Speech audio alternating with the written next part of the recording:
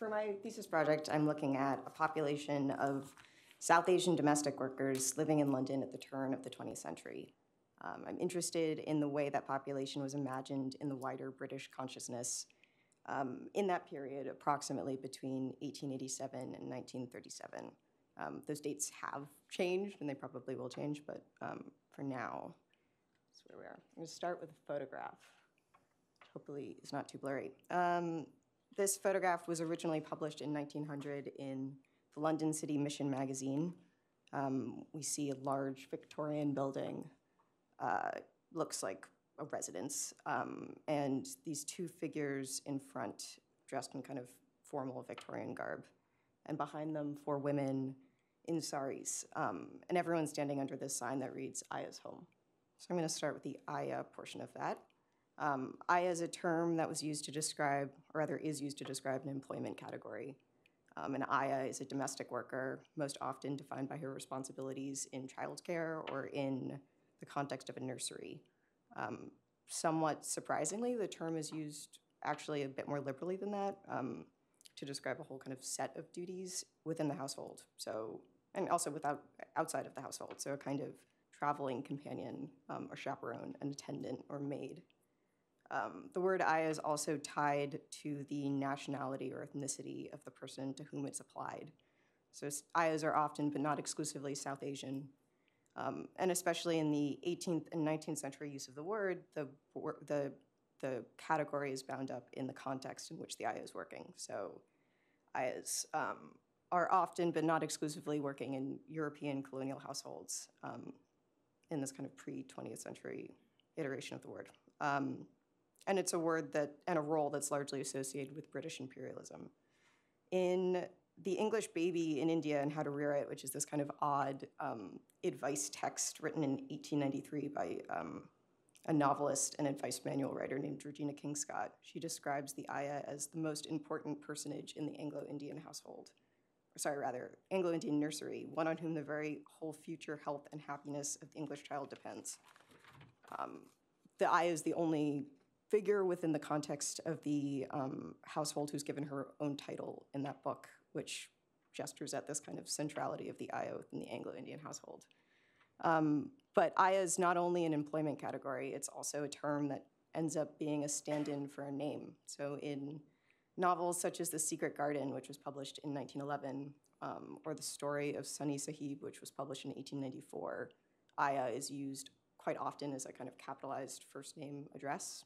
And in 20th century passports, we see the word Ayah as a stand-in for a surname. So maybe you won't be able to see. The name listed here is Gracie Ayah, both words capitalized.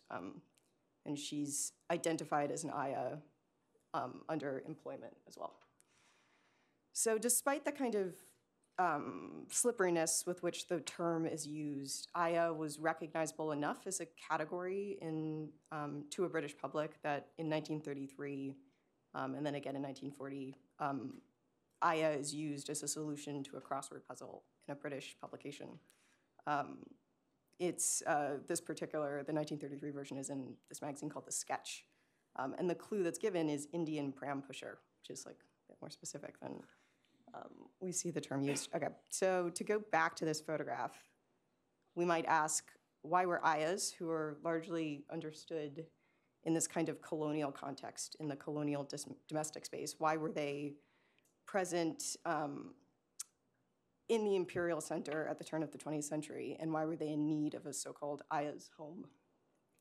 Various and a huge variety of sources give kind of partial answers to this question. This project has largely been about organizing these kind of various understandings of this population and their relationship to the home.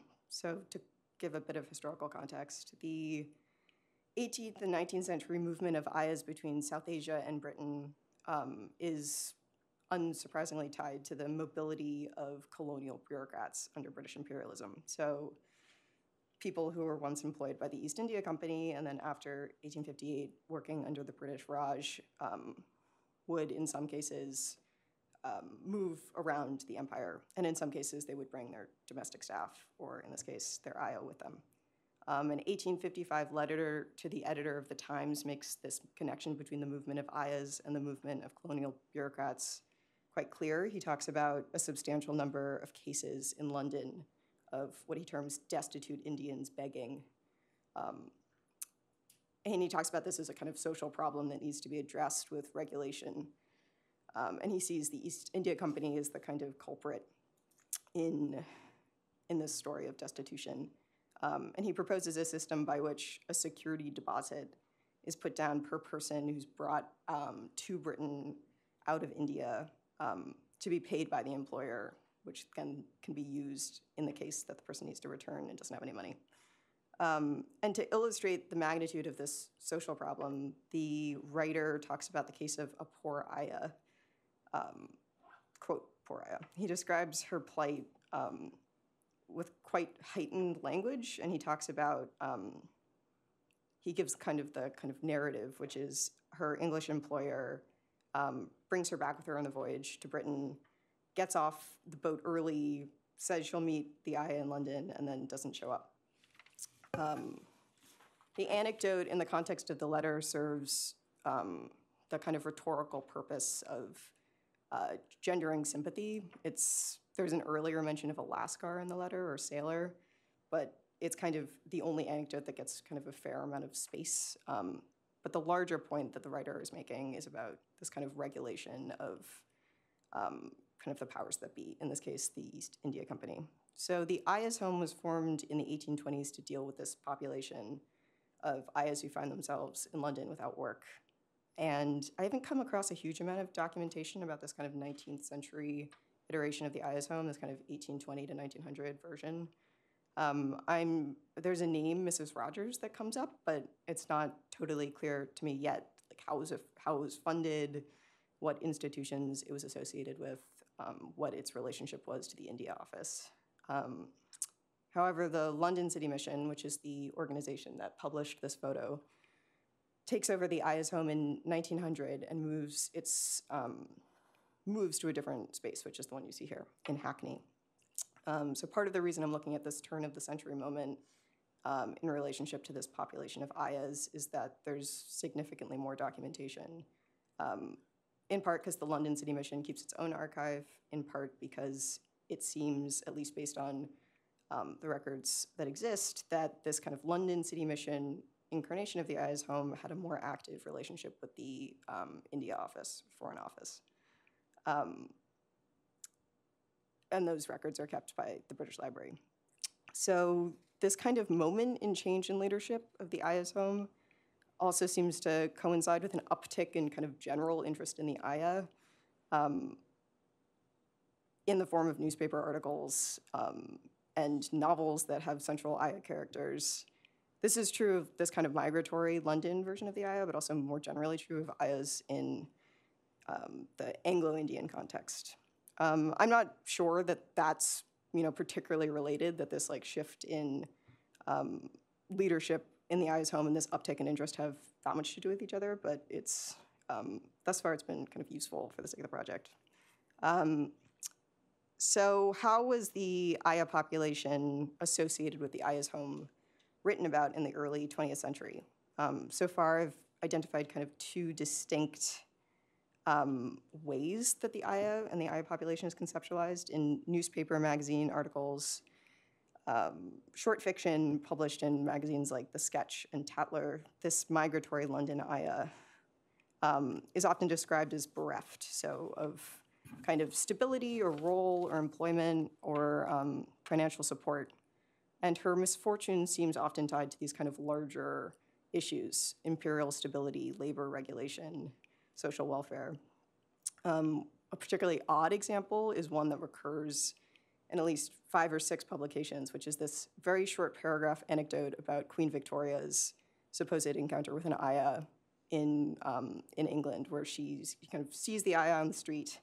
The Ayah doesn't have shoes or warm enough clothing, and the Queen orders the carriage to stop, encounters the Ayah, and orders her a pair of shoes, and then the last line is, and admonishes her to take better care of herself in this strange land. So in contrast, articles published in the London City Mission magazine describe this Ayah population and the existence of the Ayahs home as kind of part of the story of a global imperial labor network.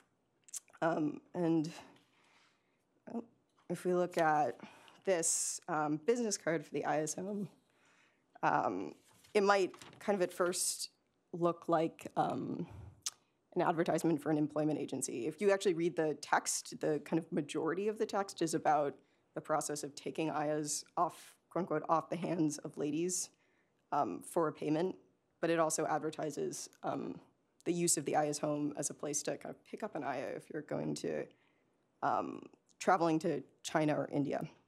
Well, I'm running out of time, so I'm going to skip that bit.